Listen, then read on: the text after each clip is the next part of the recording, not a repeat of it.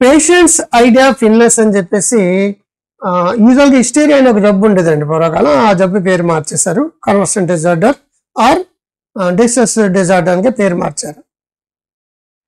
శరీరంలో రకరకాల జబ్బులు చెప్తారండి. చేయిలో అవుతుందని చెప్తారు, చేతికి అన్ని టెస్టులు చేసినప్పుడు ఆ టెస్టుల్లో ఫిజికల్ కంప్లైంట్స్ ఏది దొరకనప్పుడు అది హిస్టీరికల్ డిజార్డర్గా చెప్పేవారు అనమాట.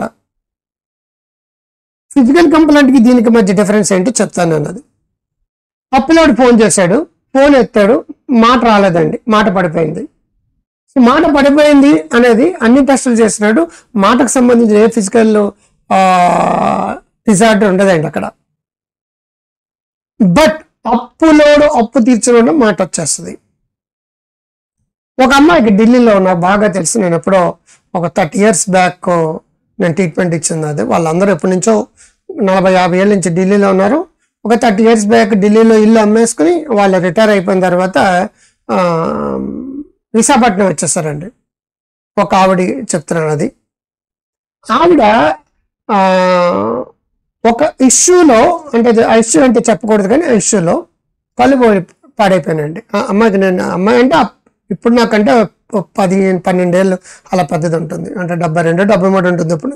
ఇది నేను 30 years బ్యాక్ చెప్తున్నాను. అది అందరూ ఐ స్పెషలిస్ట్కి తీసుకెళ్లారండి, ఆప్థమాలజిస్టులు తీసుకెళ్లారండి, అన్నీ తీసుకొచ్చారండి. ఇప్పుడులాగా ఢిల్లీలో నుంచి వైజాగ్కి, విజయవాడకి, హైదరాబాద్కి అంత ఫెసిలిటీస్ లేవు. 2.5 రోజులు 3 రోజులు జర్నీ చేసి ఢిల్లీ నుంచి నా దగ్గర తీసుకొచ్చారు. అప్పుడు ట్రీట్మెంట్ ఇచ్చేసిన తర్వాత వాళ్ళు ఢిల్లీలో ఇల్లు అమ్మేసి వైజాగ్లో సెటిల్ అయిపోయారు, అది వేరే సంగతి. అది అందరూ ఆప్థమాలజిస్టులు, ఆవిడకి ఏమీ లేదు కానీ కళ్ళు కనపడలేదు. ఇంకొక కారణం ఉంది, ఆ కారణం మీకు నేను చెప్పలేను.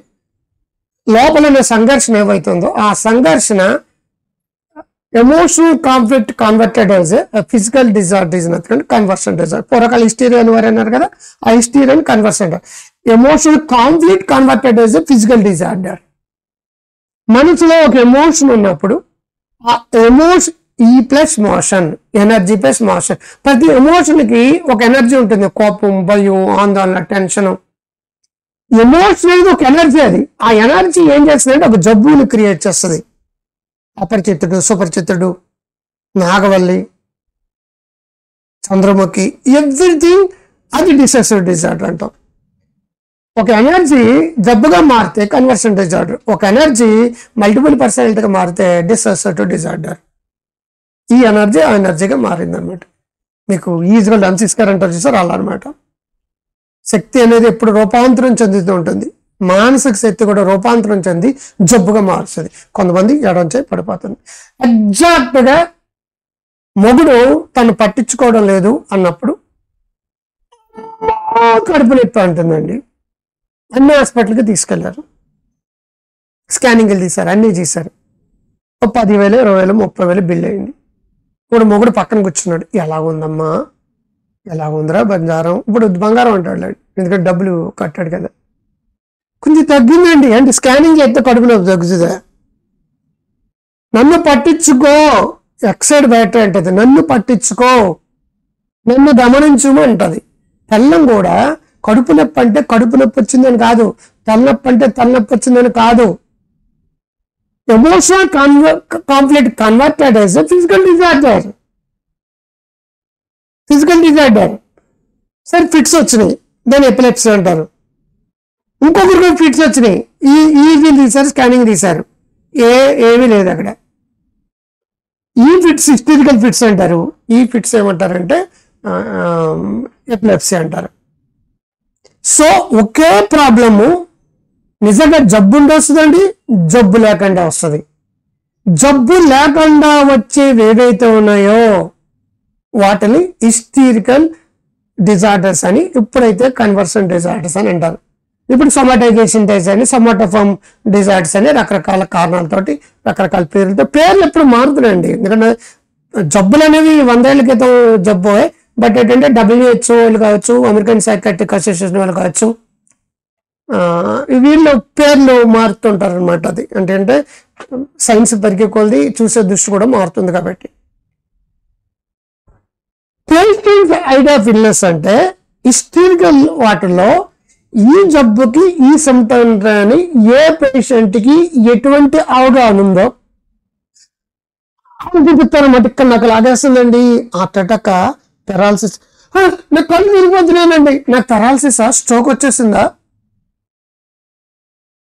ఎక్కడో చదివిందో, ఎక్కడో విందో, ఎక్కడో చుట్టాల ఇంట్లోనో బంధువుల ఇంట్లో తెలుసుకున్నదో, అది తనకి ఎంత ఆ జబ్బు పట్ల అవగాహన ఉంటే అంత ఆ సిమ్టమ్ని చెప్పడం మొదలు పెడతాను. నిజంగా వచ్చేస్తుందండి సిమ్టమ్స్ వాళ్ళకి. ఈ హిస్టీరియల్ కన్వర్సెంట్ డిజార్డర్కి ఓన్లీ హిప్నోథెరపీ మాత్రమే సరైన మందు. కొన్నాటికి మెడిసిన్స్, కొన్నాటికి మరొకటి, కొన్నాటికి ఇది ఉంటుంది, కానీ దీనికి హిప్నోథెరపీ ద బెస్ట్ రెమెడీ అనమాట. ఎంతోమంది హిస్టీరియల్ కాళ్ళు పడిపోయిన వాళ్ళు, చేతులు పడిపోయిన, కళ్ళు కనిపించిన, చెవులు వెన్నున్న వాళ్ళు, నోరు పడిపోయిన వాళ్ళు, ఎడం చేయి పడిపోయిన వాళ్ళు, కుడి చేయి పడిపోయిన వాళ్ళు, పెరాలసిస్ వచ్చిన వాళ్ళు, ఫిట్స్ వచ్చిన వాళ్ళు, కడుపులో వచ్చేస్తుంది బాబాయ్, మైగ్రేన్ వచ్చేస్తుంది బాబాయ్, మెడనొప్పి వచ్చేస్తుంది బాబాయ్ అన్నవాడు ఏమీ లేదండి.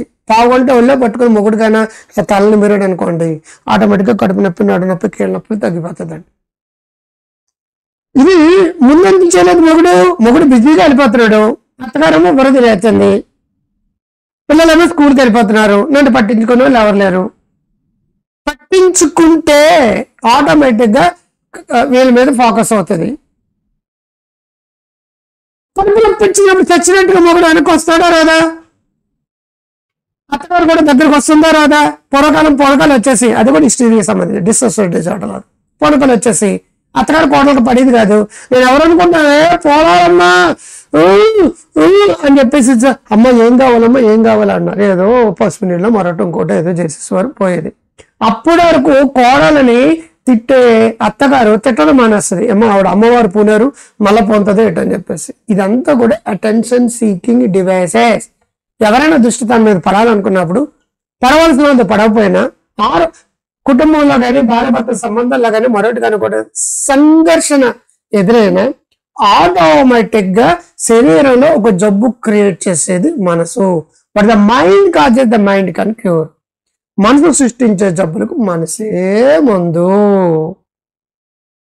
కాబట్టి మీ చుట్టుపక్కల చాలా మంది ఇటువంటి ప్రాబ్లమ్స్ తోటి ఉన్న వాళ్ళు, ఆ ప్రాబ్లం ఏంటో తెలియకుండా డాక్టర్ చుట్టూ తిరుగుతున్నారు, మందులు వాడుకుంటున్నారు, స్కానింగ్లు చేయించుకుంటున్నారు, సిటీ స్కానింగ్, ఎంఆర్ఐ చేయించుకున్నారు.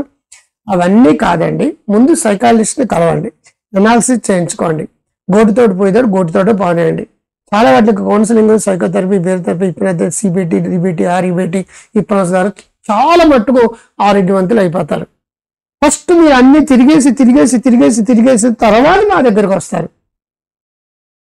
అది కరెక్ట్ కాదండి. యాక్చువల్గా డాక్టర్స్ తగ్గించి 10%, మిగతాదంతా కూడా మీకు మీరు తగ్గించుకునేవి, మాలాటాలు కౌన్సిలింగ్ ద్వారా తగ్గించేవి, ఆహారం మాలిపోవడం వల్ల కొన్ని, లైఫ్ స్టైల్ మాడిఫికేషన్, బంధాలు అనుబంధాలు కొన్ని, ప్రేమ ఆత్మీయతతో మాట్లాడితే కొన్ని తగ్గిపోతాయండి. కాబట్టి ఇది మీకు లైక్ చేసి కింద కామెంట్ బాక్స్లో బాగుందని పెట్టండి, షేర్ చేయండి, సబ్స్క్రైబ్ చేయండి. అన్నిటికంటే ఇంపార్టెంట్, వీటి మీద చాలా పుస్తకాలు రాశాను కాబట్టి ప్రపంచంలో ఎవరు రాయనంత మంచి సమాచారం నాకు ఇన్ని సంవత్సరాల నుంచి రీసెర్చ్ చేస్తూనే ఉన్నాను. నేను 24 గంటల నుంచి రీసెర్చ్ చేస్తూనే ఉంటాను. నేను రీసెర్చ్ చేసినవి మీకు ఉపయోగపడేవి చాలా డిజిటలైజ్ చేశాను. గ్రో హెల్దీ వెల్దీ వైజ్ అనే యాప్ని ఇమీడియట్గా డౌన్లోడ్ చేసుకోండి. డాక్టర్ క్రాంతికరణ యాప్ని డౌన్లోడ్ చేసుకోండి. మీరు అందరూ బాగుండటం కోసం నా కంటెంట్ని క్రియేట్ చేస్తున్నాను. ముందులే మంచి కాలం ముందుగా మీ డాక్టర్ క్రాంతికర్. నమస్తే.